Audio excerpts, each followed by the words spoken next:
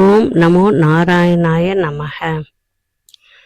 வரும் மாசி 1ஆம் தேதி பிப்ரவரி 13 அன்று அதிகாலை வெள்ளிக்கிழமை 1:30 10:30 வரை காலை விஷ்ணுபதி புண்ணிய காலம். அன்று ஏகாதசியும் சேர்ந்து வருகிறது.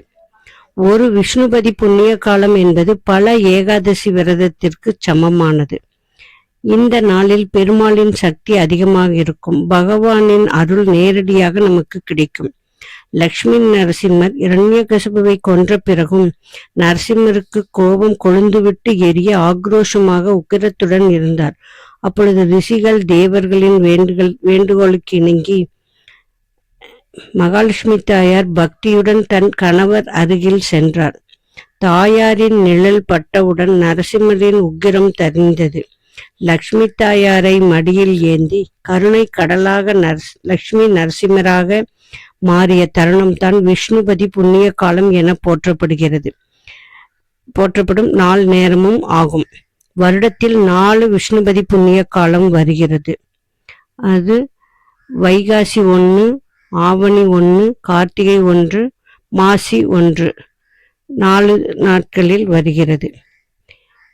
அன்று அதிகாலை எழுந்து நீராடி கோவிலுக்கு சென்று 27 வாசனை மலர்களை கையில் எடுத்துக்கொண்டு கொடிமரத்துடன் சேர்ந்து லக்ஷ்மி நரசிம்மரை 27 முறை சுற்றி வர வேண்டும்.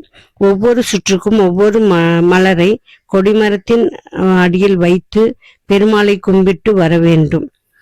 இதனால் நமக்கு வறுமை நீங்கும், கடன் தீரும், குடும்பம் செழிக்கும், தொழிலில் செல்வம் பெருகும், மோட்சம் கிடைக்கும். இதனால் இந்த நாளை மிகவும் சிரத்தையாக கும்பிட வேண்டும். ஓம் நமோ நாராயணாய நமக.